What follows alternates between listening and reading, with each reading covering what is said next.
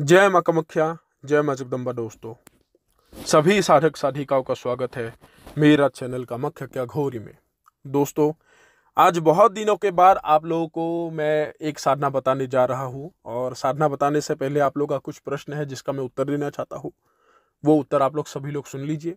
कि आप लोग का सबसे पहला आया था कि गुरुजी इतने दिनों से आप क्या कर रहे थे, कई लोग के ट्रांसफर का काम भी फंसा हुआ है, और मेरे पास अभी 2-3 शिष्य आए हैं। तो उन लोगों का थोड़ा सा परीक्षा भी चल रहा है मेरी नज़रों में, कुछ मैं देखना चाह रहा हूँ उनके अंदर मेरे लिए कौन सा भाव उत्पन्न होते हैं। उनका ट्रांसफर का कार्य भी चल रहा है, और थोड़ा सा उन लोगों का विलम्ब हुआ है, क्योंकि देखो, पहला तो बात है, मेरे को जो ये समय लगा है इसका एक कारण है। मैंने हिंदू का भी दीक्षा लिया है तुम लोग के दादा गुरु से, ऊपर से एक शायद मैंने तुम लोग एक बात कहा था, एक पीर बाबा आए थे जिनके पास पीर सिद्ध था, तो उन्होंने मुझे मुस्लिम दीक्षा भी दिया था, क्योंकि उनके पास भी बहुत सारे ज्ञान थे, जैसे जिन जिन्नातों के साधना ही ये हमारे हिंदुओं के नहीं होते जिनने, ये मुस्लिम धर्म में अक्सर ज्यादा होते हैं। तो तब उनके दीक्षा लिया गया था, तो वो मैंने उनसे दीक्षा लिया था। तो तब से मैं हर साल का अल्लाह का खिदमत करने के लिए मैं रोजा रखता हूँ। ठीक है, कई लोग बता देंगे हाँ आप कैसा मतलब साधक निकले। देखो, जब तुम्हारे मन में सिर्फ एक भगवान ही होंगे, तो धर्म के जो दीवार होते हैं वो नजर नहीं आते कि कौन सा धर्म का है। जब सामने दीवार रखोगे तब तुम्हें धर्म आएगा कि हमारा हिंदू धर्म है, ये मुस्लिम धर्म है, ये ऊपर नीचे खींचातानी करते हैं, लेकिन जाना तो एक दिन उनके पास ही है, एक के पास ही जाना है सभी को। तो उसमें कोई भी हिंदू मुस्लिम नहीं है, कोई भी छिन्न करके नहीं लाए हैं। एक मूवी आया था ना कोई, पीके बोल के, उसमें बोलते ना पिछवाड़े में धब्बा दिखा, तो धब्बा किसी के पिछवाड़े में नहीं लगा पा रहा है। ये मुस्लिम है, ये हिंदू है, ये हम लोगों ने बांटा है। अगर चाहे तो इसको हम खत्म भी कर सकते हैं, एक होकर भी जुट सकते हैं।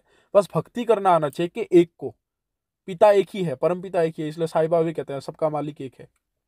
ठीक है, तो मैं हर साल रोजा रखता हूँ। तो ये बात जो है, असल में कई लोग मुस्लिम शक्तियों के ट्रांसफर के लिए मेरे पास आते हैं। तो मैं यही बताना चाहता हूँ कि मुस्लिम धर्मों में ये बताया जाता है कि ये जो रोजे का महीना होते हैं, इसमें जो अल्लाह होते हैं, भगवान जो होते हैं, जितने भी मखलूकात होते हैं उनको बांध देता है। तो मुस्लिम धर्मों के जितने भी चीज होते हैं, अगर मेरे पास कोई जिन सिद्ध है तो वो पहले ही रमजान के आने से पहले ही बता देगा कि मैं अभी काबा जाऊंगा, काबा शरीफ। वो अपने दुनिया में ही शहरी करके, अर्थात रात का जो भोजन है वो करके सीधा वो आकर काबा में नमाज पढ़ेगा, पूरे 5 वक्त का नमाज अदा करेगा, जो ईद का नमाज है वो भी पढ़ेगा। और उसके पश्चात वो कब तुम्हारे पास आएगा, जब इफ्तार होगा, जब शाम को वो इफ्तार रोजा तोड़ेगा, तोड़ने के 2 घंटे के बाद, अर्थात ये समझ लो 8 बजे के बाद वो आएगा, और 12 बजे से 1 बजे तक रहेगा, 1 बजे के पहले ही वो चला जाएगा। वो कोई काम नहीं करेगा वो रमजान के पूरे महीने भर। बस तुम्हें किसी वस्तु के जानकारी जानना है, किसी काम के विषय वस्तु को समझना है, जानना है, तो वो विषय को वो तुम्हें सटीक बताएगा। लेकिन किसी भी कार्य के लिए भेजोगे, यह असंभव है जब तक वो महीना पूरा ना हो जाए। ठीक है, ईद के दूसरे दिन से वो तुम लोग का काम करना शुरू कर देता है, ये होता है, जिसके कारण इन लोगों का ट्रांसफर का काम थोड़ा सा मेरे पास अटका पड़ा है। ठीक है, तो इसलिए मैं किसी का ट्रांसफर का काम नहीं ले पा रहा था। बहुत सारे लोग आए हैं ट्रांसफर के लिए, तो पहले इन तीनों शिष्यों का ही काम उठेगा, उसके बाद इन लोगों को दिया जाएगा, तब मैं आप लोगों का ट्रांसफर का काम करूंगा। ठीक है, और बहुत सारे लोगों को 1.5 फुट की बॉडी देखना था। हाल ही फिलहाल में मैंने एक वीडियो मैंने कलेक्शन की है, तो मैं आप लोगों को इस बार वो 1.5 फुट के बॉडी दिखाऊंगा कि देखने में कैसा होता है। पहले भी मैंने दिखाया था, लेकिन ये दूसरी दफा देख लो, ये फीमेल का ही बॉडी है ये भी। ठीक है, और बाकी का अभी देखो, मैं 1.5 फुट का जो है 2 हड्डी सिद्ध कर रहा हूँ। ठीक है, एक हड्डी मेल है, एक हड्डी फीमेल है, एक जोड़ा बना रहा हूं। जिसको भी लेना है वो संपर्क कर सकता है। लेकिन याद रहे, अगर पार्टी को लेके आओगे तो मेरे से कुछ प्राप्त नहीं होगा, ये समझ लो मेरे पास कोई भी ज्ञान नहीं है, सीधी सी बात है। जब चीजों के साथ बेचा तानी होगा, पार्टी से तुम करोड़ों रुपया खाओगे, लाखों रुपया खाओगे, ये तुम्हारा जो ये मस्तिष्क दिमाग है ना, ये मेरे यहाँ पे नहीं चलेगा। क्योंकि मेरे पास पहले से भी आए थे लोग, कुछ मंत्री के लोग भी आए थे, जिसके कार्य मैंने नहीं किए थे। ठीक है, सीधी सी बात बता रहा हूँ। अगर बताने का हिम्मत रखता हूँ तो इसलिए मैं सीधा ओपन बता रहा हूँ, कोई दिक्कत नहीं। क्योंकि मैं पैसों में बिकने वाला चीज नहीं हूं। मैं बिकाव नहीं हूं। अगर किसी को नॉलेज पाने का आशा है, ज्ञान पाने का, प्राप्ति का भूख है, वैसे ही लोगों को मैं देता हूँ। हाँ, ऐसा भी नहीं बोलता कि मैं शुल्क नहीं लेता। कई लोग मेरे को कहते हैं कि गुरुजी, आप अगर इतने ही ज्ञानी है तो शुल्क क्यों लेते हो। मैं आप लोग को ये पूछना चाहता हूँ, अगर आप लोग इतने ज्ञानी हो तो कोई भी दुकान में जाओ, बस एक कप चाय पीना है, वो चाय का 5 रुपए भी तुमसे लेगा। तो खुद सोचो, जब इतने मेहनत करके एक चीज को प्राप्त किया जाता है, जैसे मान लो कई लोगों का 2 साल लग जाते हैं, 1.5 साल लग जाते हैं, कई लोग तो कितने गुरुओं को बदल चुके हैं, फिर भी सिद्धि प्राप्त नहीं हुआ है, अनुभव नहीं होता है। तो ऐसे युग में एक शक्ति को किसी को देना कोई बड़ा, मतलब बहुत ही बड़ा काम है, कोई छोटा मोटा काम नहीं है ये, ठीक है। और दे भी देता है तो तुम्हारे अधीन होके वो तुम्हारे कार्य को संपादन करेगा, वो कार्य को कर देगा, तो वो बहुत बड़ा काम हो जाता है। तो उसको वश में करने के लिए जो भी क्रियाएं करना पड़ता है, उसमें क्या क्या खर्चे आते हैं, उन गुरुओं को पूछो जो सच्चे हैं, जो लोगों को कुछ प्राप्ति करा के दे रहा है। ऐसा नहीं है कि इस यूट्यूब में मैं ही बैठा हूं, मेरे ऊपर भी कोई हो सकता है, तो मैं ये अहंकार भी नहीं करता कि मेरे ऊपर कोई नहीं है, क्योंकि बाप के ऊपर भी बाप होते हैं, और हर साधक गलत गलत भी नहीं होते, उसमें अच्छे भी होते हैं, बुरे लोग भी होते हैं। तुम लोग के नजर में जो सही है उन लोगों को पूछो कि ट्रांसफर को देना कोई आसान काम है या नहीं, तो तब तुम लोग को पता चल जाएगा। तो यही मैं आप लोगों को बताना चाहता हूं कि कोई भी किसी के पास भी जाओ, अभी के दुनिया में फ्री में काम नहीं होते। ऐसे तो तुम लोग साधना कर लो, तुम लोग ट्रांसफर क्यों के लिए आते हो? मैं तो ये नहीं कहता कि ट्रांसफर के लिए ही मेरे पास आओ, खुद साधन कर लो, विधि कर लो। मैं दीक्षा तुम लोगों का 9,100 रुपया कर रहा हूं, वो दीक्षा के नाम पे जो 9,100 रुपया ले रहा हूं, उसमें मैं तुम्हें साधना का कोई शुल्क नहीं ले रहा हूं लोगों की तरह कि साधना का एक्स्ट्रा एक्स्ट्रा शुल्क लूंगा। अगर दीक्षा ले लिए तो तुम्हारे सामर्थ्य के अनुसार, तुम्हारे क्षमता के अनुसार मैं तुम्हें साधना कराऊंगा, क्योंकि हर गुरु वही करेगा शिष्य को, जितना वो कैपेसिटी से वो उसको रख पाएगा, अपने अंदर समाहित कर पाएगा, वही ज्ञान तुम्हें देगा।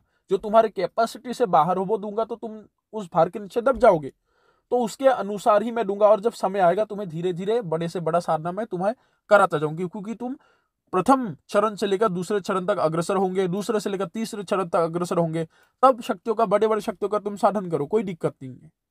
क्योंकि साधना में रिस्क भी होते हैं, तो वो अगर गुरु सही है तो तुम्हें सीधा गाड़ी का चाबी हाथ में देके नहीं बोलेगा कि गाड़ी को जाओ शहर से चला के आओ, पहले तुम्हें खुले मैदान पे प्रैक्टिस कराएगा।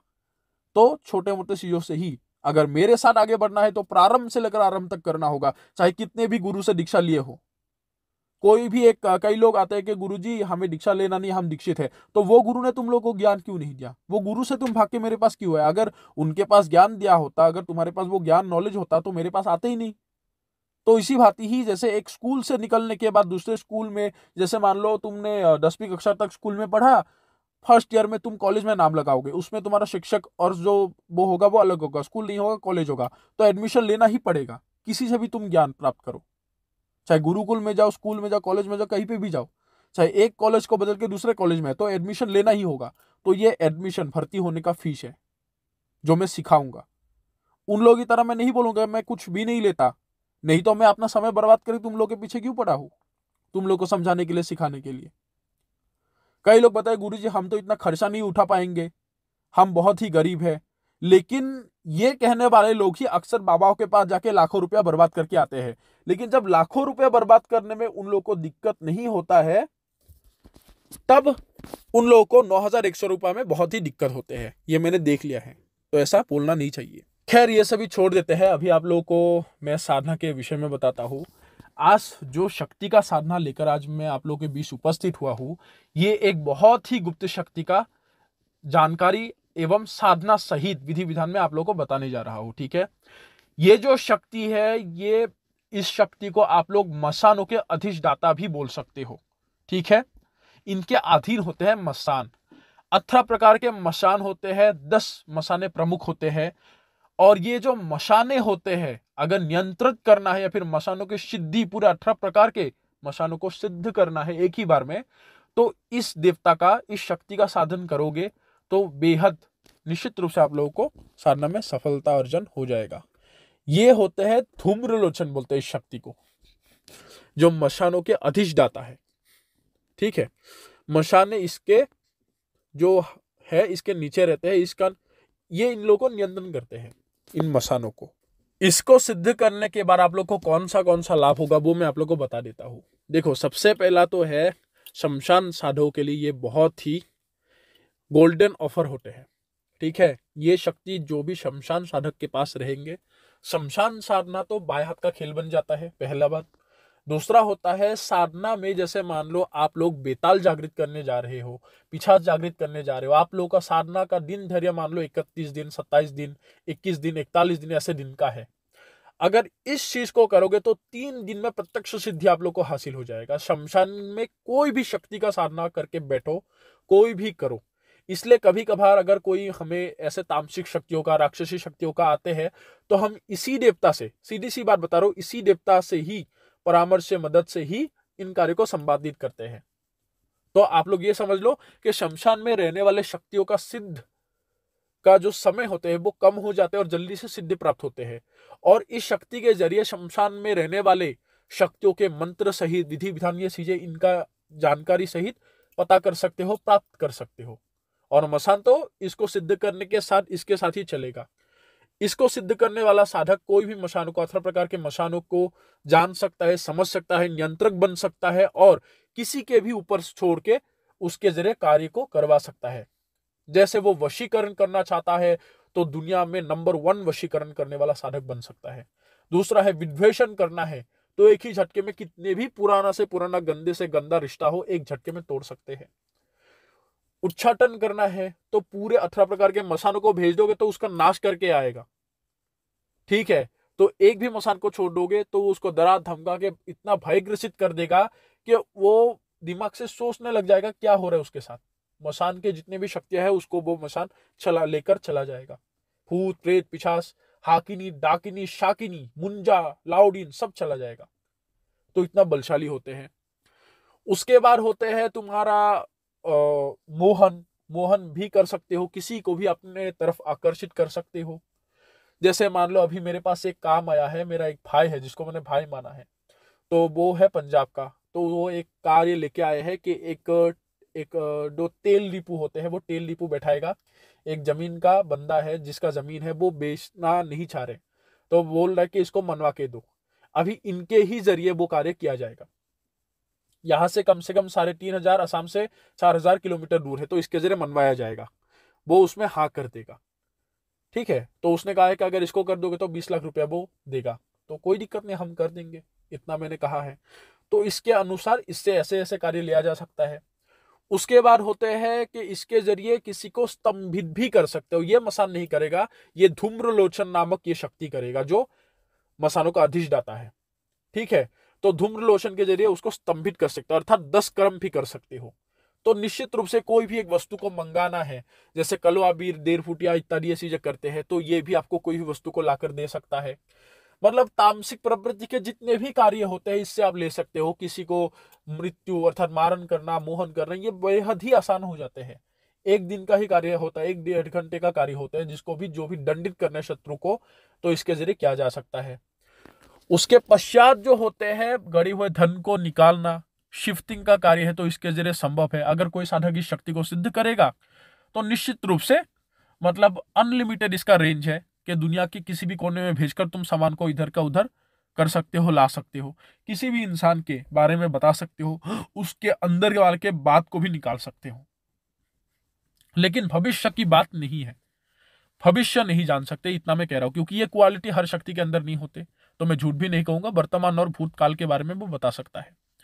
कैसा भी काम रुकावट आ रहे हो, कैसा भी काम नहीं बन पा रहे हो, शत्रु परेशान कर रहे तुम लोगों को, कोई पैसा लेके भाग गया है, वो पैसा नहीं लौटा रहा है, करोड़ों का पैसा तुम्हारे हाथ से निकाल के ठग के वो ले चुका है, चाहे ऑनलाइन से हो, किसी प्रकार से हो, तो उससे ये पैसा निकलने में तुम्हारा मदद करेगा। और 1 घंटे के अंदर ले गया हुआ पैसा तुम्हें लौटाने में वो मजबूर हो जाता है। तो ये होता है एक प्रकार का। ठीक है, तो धूम्रलोचन से बेहद ही बड़े से बड़े असंभव कार्यों को संपादित कर सकते हो। अभी बताता हूं विधान कि इस शक्ति को सिद्ध करने के लिए कौन सा विधान कैसे किया जाएगा, कैसा दिन धार्य है। सबसे पहला तो होता है कि धूम्रलोचन के साधना को करने के लिए, धूम्रलोचन के साधना को करने के लिए आप लोगों का जो दिन धार्य होगा वो होगा अमावस्या के रात से। ठीक है, साधना आप लोगों का करना होगा, 21 दिन का क्रिया रहेगा, यहाँ पे 21 दिन का साधना होगा इसका। शमशान में बैठकर अर्धरात्रि से बिना वस्त्र पहने, अगर औरत करेगा इस साधना को तो उनको काले वस्त्र का परिधान करना होगा, अगर आदमी करेगा तो निर्वस्त्र होकर करना होगा। ठीक है, और दिशा जो होगा वो दक्षिण दिशा की ओर मुंह करके बैठना होगा। उसमें भोगों का क्या क्या वस्तु ले जाना होगा वो पहले आप लोग सुन लो। अर्धरात्रि अर्थात 12:30 से, ठीक है। और जो माला से होगा वो आप लोग का रुद्राक्ष की माला से इसका जप होगा। रुद्राक्ष की माला से, पंचमुखी रुद्राक्ष की माला से भी जप कर सकते हो निश्चित रूप से। लेकिन इस साधना को करने के लिए एक विशेष प्रकार का उस माला को जागृत करने का नियम है, विधान है, तो उस विधान से ही उस माला को जागृत किया जाएगा। साधारण कोई भी ऐसे वैसे मतलब विधान से जागृत करने से कार्य नहीं बनेंगे। तो उसके बाद आप लोग को ले क्या जाना होगा। सबसे पहला तो है आप लोग को एक केले के पत्ते की आवश्यक होंगे, ठीक है। और वो करने से भी पहले आप लोगों को चारों दिशाओं में, ठीक है, जैसे पूर्व दिशा की ओर और पश्चिम दिशा की ओर, पूर्व दिशा और पश्चिम दिशा की ओर दोनों को मुख करके आप लोग को काल भैरव का पूजा करके दोनों दिशा में प्रणाम करना होगा। और उत्तर और दक्षिण दिशा की ओर मुंह करके पहले दक्षिण दिशा की ओर करना होगा। दक्षिण काली को प्रणाम करके उत्तर दिशा की ओर भी आपको प्रणाम करना होगा, दक्षिण दिशा की ओर दक्षिण काली का पूजा करके, ठीक है। तो ये चारों दिशाओं में काल भैरव और काली माता का पूजा कर लेना है। शमशान काली का नहीं, इसमें आवश्यक नहीं है, दक्षिण काली का कर लो। क्योंकि शमशान कालिका करने के लिए जाओगे तो वो अलग बन जाते हैं, जो विषय मैं आप लोगों को यहाँ पे नहीं बता सकती, ये लंबा हो जाएगा, इसका एक कारण है। तो वो अगर कोई जानना चाहते हैं तो मेरे को फोन करना, मैं फोन में बताऊंगा।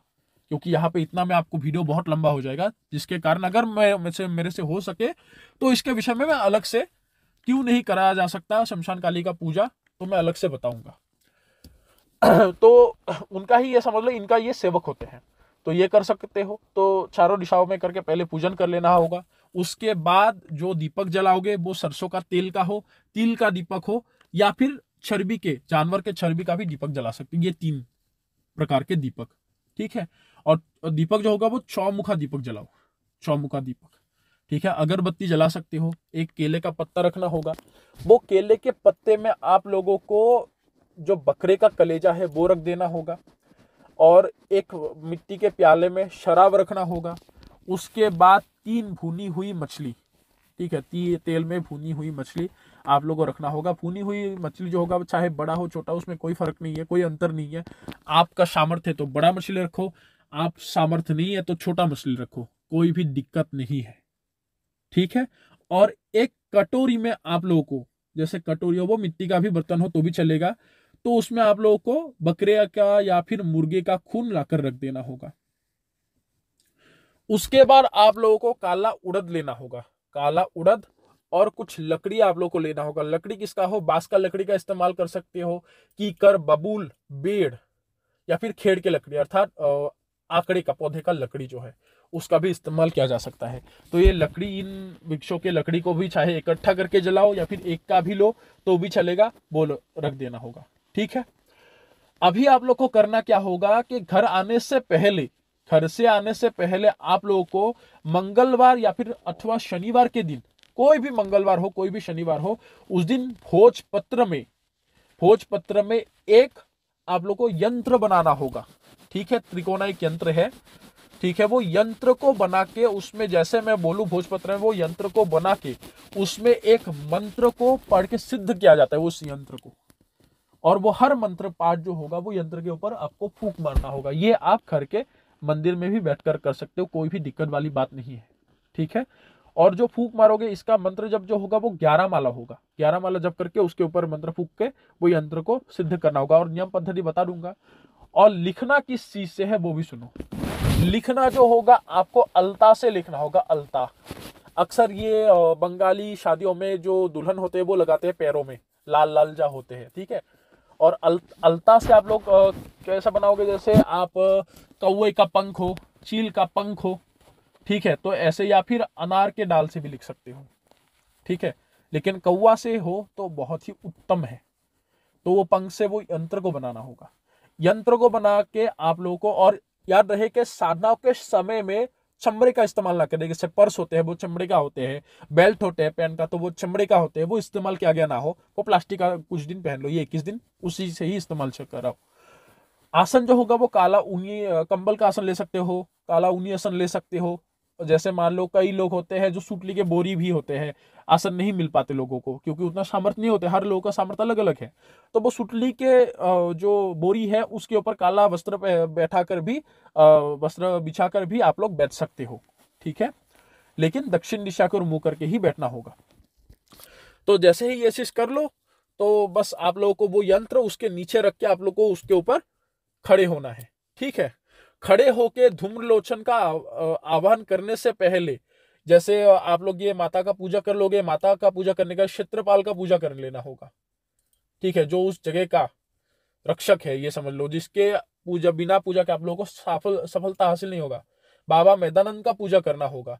बाबा मैदानंद के पूजा के बाद आप लोगों को देवी देवताओं का मतलब पूजन करके आप लोगों को बैठ जाना होगा भोगों का सामग्री रख के। और सामने हवन करने के लिए एक गड्ढा भी छोटा सा बना सकते हो, जो आपके अनुसार आप बनाओ, या फिर अगर कोई बर्तन है, पात्र है, उसमें भी वो मतलब होम कर सकते हो। होम करना होगा, होम उस लकड़ी से करना होगा और काले उड़द से। सबसे पहला है ये, जब आपका ये हो जाए, आह्वान हो जाए देवताओं का, देवियों का, उसके बाद आप लोग को आखिर में आवाहन करना होगा धूम्रलोचन का। धूम्रलोचन का आवाहन करने के बाद आप लोगों को चारों दिशा में फूंक मार के, पहले आपको दक्षिण दिशा की ओर, उसके बाद उत्तर पूर्व, उसके बाद पश्चिम, इस प्रकार दक्षिण उत्तर पूर्व पश्चिम, इस प्रकार करके आप लोगों को बैठ जाना होगा। रुद्राक्ष की माला से, रुद्राक्ष की माला से आप लोगों को मूल मंत्र को 11 माला जप करना होगा और वशीभूत मंत्र को 7 माला जप करना होगा। और वो हर माले में, हर मंत्र में आप लोगों को थोड़ा थोड़ा करके काला उड़द डालते रहना होगा आग जला के, ठीक है। पहले मूल मंत्र को जप करो 11 माला, उसके बाद वशीभूत मंत्र को 7 माला, ठीक है। इतना सा क्रिया है। ये चीज जैसे ही प्रारंभ कर दोगे तो 21 दिन का साधना है, तीसरे दिन तक कुछ भी अनुभव नहीं होगा, चौथे दिन से धीरे धीरे आना शुरू होगा। और यहाँ पे सबसे विशेष बात मैं आप लोगों को कह देता हूं कि धूम्रलोचन के साधना में आप लोगों को विभिन्न प्रकार के पिशाच, प्रेत, आत्माओं के आकृतियां नजर आएगा। सीधी सी बात है, आग के सामने अगर प्रस्तुत हो जाएगा वो, ठीक है, लेकिन आपसे कम से कम 5 से पग दूरी में वो खड़ा होंगे। और यह शमशान में ही करने वाली क्रियाएं हैं। हाँ, एक बात कहना भूल गया, चाहे औरत करो या फिर आदमी करो, भस्म का तिलक धारण कर लेना होगा। जो भस्म को संस्कारित किया गया भस्म हो, अगर संस्कारित करना नहीं आता भस्म को, क्योंकि ऐसा नहीं कि शमशान में राख ले लिया, बस तिलक लगा लिया, वो तिलक हो गया, नहीं। भस्म जब उठाया जाता है उसको छला जाता है, ठीक है। जब वो राख चला जाता है उसके बाद उसके ऊपर पानी डाल के अच्छे से उसको संस्कारित करके जब लगाते हो, जब वो सूख जाएगा तब वो सफेद बन जाते हैं। देखना कभी अघोरियों को कैसे लगाते हैं। ऐसा नहीं लगाता कि शमशान में गया, फिल्मों की तरह सीधा शरीर में पाउडर की तरह मल लिया, हो गया भस्म वाला अघोरी, ऐसा नहीं है। उसको संस्कार करके उसका तिलक धारण करो, ठीक है। तो जैसे ही ये चीज होगा तो उसमें आप लोगों को धुएं की तरह बहुत विभिन्न प्रकार के आकृति आना शुरू होगा, चीखना, रोना, बहुत विभिन्न प्रकार के अनुभव हो सकता है। और अगर कानों में ज्यादा दिक्कत होता है तो रुई को अभिमंत्रित करके कानों में लगा लो, कोई भी दिक्कत तुम लोग को नहीं होगा। तो जैसे ही ये चीज हो जाए, तुम्हें ये समझ जाना है कि साधना तुम्हारा सही दिशा की ओर अग्रसर हो रहा है। तो जैसे ही समय बीता रहेगा, तुम्हारा जो अनुभव है वो बहुत ही प्रबल होता रहेगा। तो भयभीत बिना हुए वो आप लोगों को कार्य को संपादित करके सुरक्षा घेरा तो लगाना ही है, और उसके उठने से पहले भी शरीर को सुरक्षित करके जो भी बचा कुचा सामग्री है वो लेके आपको घर की ओर मुंह करके चले आना होगा, बिना पीछे दिखे। चाहे पीछे से एक बार नहीं, बहुत बार आवाज आ सकता है, अलग अलग आवाज से अलग अलग चीजें तुम्हारे नाम पुकार के 2 बार ही पुकारेंगे। जैसे एक चीज ने 2 बार पुकारा, दूसरे ने 2 बार पुकारा, विचलित बिना हुए चले आना है। और सीधा घर में प्रवेश नहीं करना है, क्योंकि इसमें देखो शक्तियां तुम्हारे साथ प्रभाव डालने की, दूसरी प्रवृत्ति की शक्तियां पीछे पीछे भी आ सकता है। तो पहले से ही कपड़े बाहर में रख देना, अच्छे से नहा धोकर ही तुम्हें कमरे में प्रवेश करना होगा तुम लोगों को, ठीक है। तो हर रोज की तरह जैसे ही करोगे तो तुम्हारा 17-18वें दिन ही धूम्रलोचन तुम्हारे एक कौवे के रूप में पहले तो आता है। ये काव काव करता है, एक ही कौवा होगा पूरे शमशान में, एक ही कौवा होगा जिसको तुम अनुभव चिल्लाते हुए कर पाओगे। वो तुम्हारे आसपास घूमेगा, ठीक है, पंख मारेगा, कुछ भी करेगा, फड़फड़ाएगा, और साथ ही साथ चीजें भी आना जाना शुरू होगा। जैसे पीछे से कोई दौड़ सकता है, चिल्ला सकता है, पीछे जाकर चिल्ला के अचानक गायब हो जाएगा। तुम्हें कुछ अनुभव नहीं होगा कि देख नहीं पाओगे, अनुभव होगा देख नहीं पाओगे, कुछ भी नहीं देख पाओगे कि क्या आया क्या गया, लेकिन उसके आवाजों को सुनाई पड़ेगा, ठीक है। तो जैसे ही ये तुम्हारा 21वें दिन का स्थिति बनेगा तो उस दिन वो कौवा आके सीधा तुम्हारे सामने गिरेगा और तब वो अपने आकृति को धारण करके संपूर्ण आकृति में, जो उसका मूल आकृति है, वो उसमें धूम्रलोचन आकृति में वो प्रकट होगा। और धूम्रलोचन का आकृति देखने में कैसा होता है वो मैं तुम लोग को कह दूं कि धूम्रलोचन जो होते हैं वो ये समझ लो जो तुम्हारे कढ़ाई होते हैं, कढ़ाई का जो काजल जितना काला होता है उससे 3 गुना ज्यादा काला होता है उसका शरीर। बहुत ही हट्टे कट्टे होते हैं और उसका कौवे का जैसा शरीर है ना, कौवे का जैसे गले का साइज जो उठा हुआ है, तो शरीर उसका वैसा ही भारीदार होगा, जो छाती होगा। और पैर, हाथ पैर बहुत ही हट्टे कट्टे होंगे, लेकिन हाथ बहुत ही लंबे होंगे, जैसे घुटने तक हाथ आएगा उसका लंबा, इतना सा होता है। पूरा सा जला हुआ उसका शरीर है, उसके आंखें चमकता हुआ लाल लाल तुम्हें नजर आएगा, ठीक है। पूरे निर्वस्त्र होकर तुम्हारे बैठेगा, लेकिन याद रहे उसको जब तुम गौर से देखोगे वो जमीन के साथ जुड़ा नहीं रहेगा, थोड़ा सा ऊपर रहेगा, वो थोड़ा सा ऊपर रहेगा। टांग वगैरह तुम्हारे ऐसा ही होगा, लेकिन लंबे लंबे होंगे। कम से कम अनुमान लगा लो 8-9 फीट तक वो लंबाई उसका होता है। ऐसा स्वरूप जो हमारे को अनुभव हुआ है वो बता रहा हूं। अभी तुम्हारे साथ कोई दूसरा आकृति भी आ सकता है, तो ये मत समझना कि गुरुजी ने बताया है तो ऐसा ही होगा, ब्रह्मवाणी है ना। अनुभव हर लोग का अलग अलग होते हैं, कोई दूसरा रूप भी धारण करके आ सकते हैं, तो उसे सचेत रहना होगा तुम लोगों को और एकाग्रचित होकर के। डरो ना, डर का तो स्थान ही नहीं है उसमें। अगर किसी भी प्रकार से उसके उठकर भागने के लिए कहोगे, 2 परिणाम ही होंगे, या फिर तो पागल होगे या फिर तो बीमारी लग जाएगा, अन्यथा मर जाओगे। ये 3 परिणाम होंगे। तो जैसे ही प्रकट होगा वो बहुत ही जोर जोर से चिल्लाएगा, उठने के लिए वो तुम्हें डराएगा, धमकाएगा, भाग जा यहाँ से, प्राण बचना तो भाग जा। अगर भागे भी हो तो भी मरण, क्योंकि उस टाइम में एक ही आएगा, एक तरफ खाए होगा तुम लोग का, दूसरी तरफ कुआं। जीतना है तो डर को खत्म कर दो, मंत्र जब खत्म कर दो, आखिरी दिन नहीं है तो वो खुद ब खुद चला जाएगा।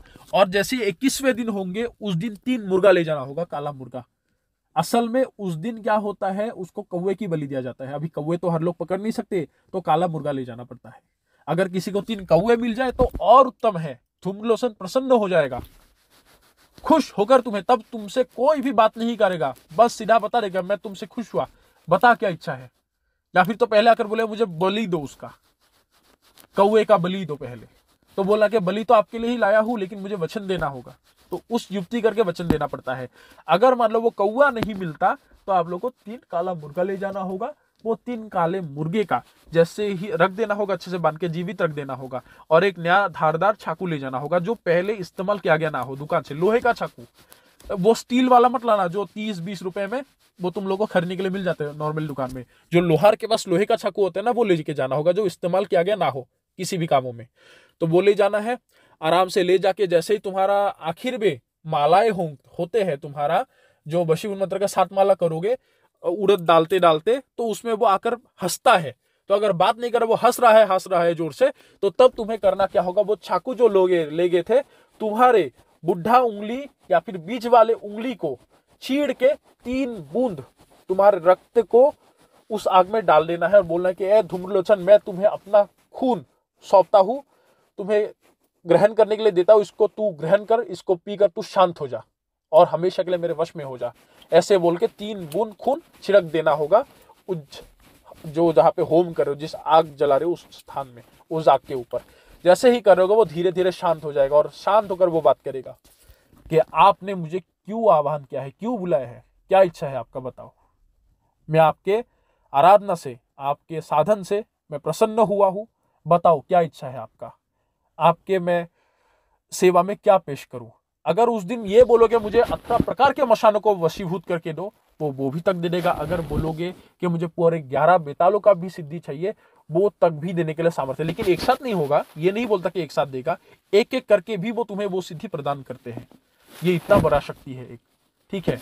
ऐसा ये मत समझना कि बेताल उसके अधीन है, क्योंकि देखो वो मसान है, शमशान मसानों के अधिपति समझ सकते हो, ठीक है, अधिष्ठाता है। तो वो ऐसा कुछ करेगा कि बेताल जल्दी से तुम्हारे ऊपर आकर्षित होकर तुम्हें मतलब सिद्धि प्रदान करता है। तो इसलिए तो इसके जरिए शमशान के हर शक्ति को आह्वान कर सकते हो। जैसे मैंने साधना कहा था रुद्र डाकिनी, तो इन डाकिनियों को वश में करने के लिए ये बहुत ही उपाय अच्छा है और सरल है, ठीक है, और सटीक है, जिसका निशाना कभी ना चुके वो तीर है ये। तो जैसे ही तुम उसको सिद्धि बोलोगे तो वो सिद्धि तत्क्षण दे देगा। धन मांगोगे, धन तुम्हें ला कर देगा। तुम उसको कुछ भी चीजों मांगो, तुम्हारे रात को, उसी रात को ही तुम्हें कुछ भी राजा बनना है, महाराजा बनना है, वो बना के देके चला जाएगा, लेकिन वो सिद्धि नहीं होगा, वो सिद्धि नहीं मिलेगा।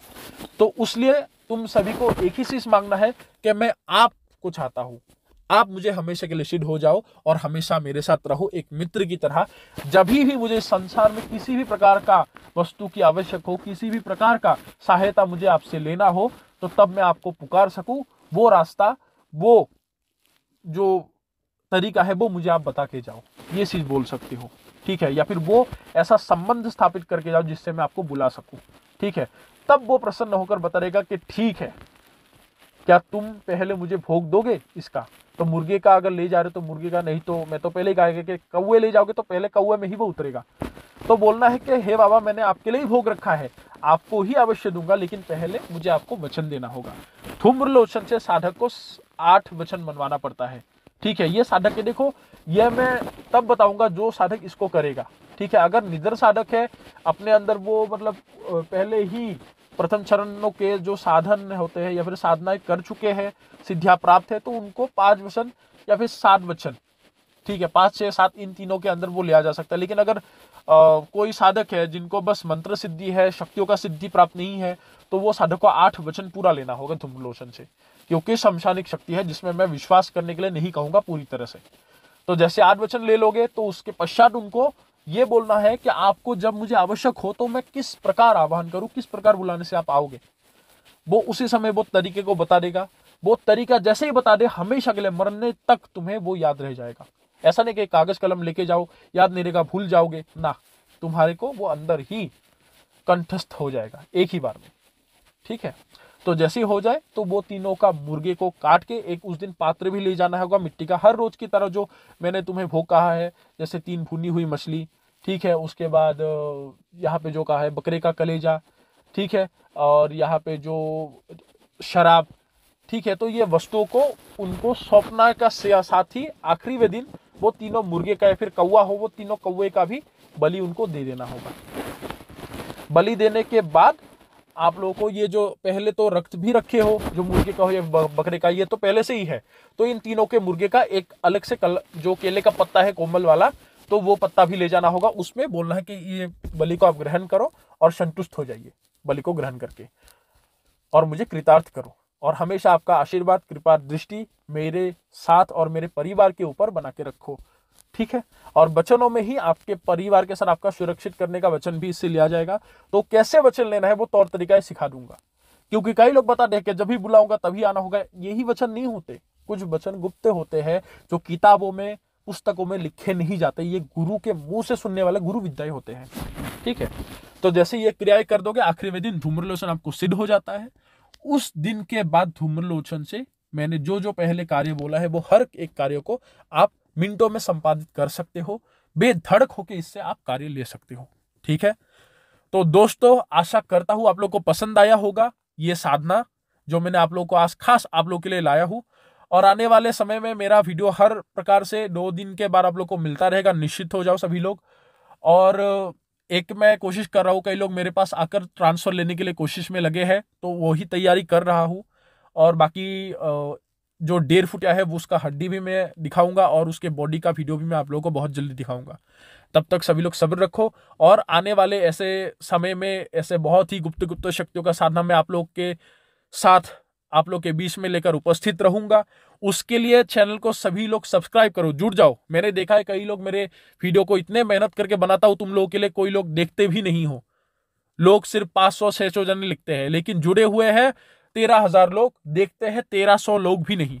तो देखो, मूर्ख ज्ञान लेकर मूर्ख मत बनो, ठीक है। मैंने ये नहीं कहा कि मेरे पास आकर हर चीज करो, जो चीज बता रहा हूं सत्यता को समझो, तो जो सही चीज है उसको जानो, ठीक है। इतना मेहनत करके तुम लोग के लिए ही बनाता हूं। अगर तुम नहीं देखो तो मुझे भी बनाने में कोई इंटरेस्ट नहीं है, मेरा भी दूसरे समय है।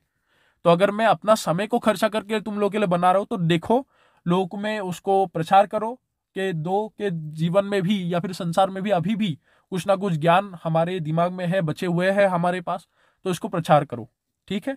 तो अभी सभी लोगों से इजाजत लेता हूं, और उससे भी पहले बताना यही चाहता हूं कि अगर किसी को धूम्रलोचन का ट्रांसफर लेना है, वो निश्चित रूप से ले सकता है, चाहे वो औरत हो या फिर मतलब पुरुष हो, कोई भी ले सकता है, औरत आदमी का कोई भी इसमें भेदभाव नहीं है, कोई भी इसका ट्रांसफर ले सकता है, लेकिन अच्छे कार्य में ही इसके शक्तियों का इस्तेमाल करना चाहिए। अभी सभी लोगों से इजाजत लेता हूं। जय मां कामाख्या, जय मां जगदम्बा।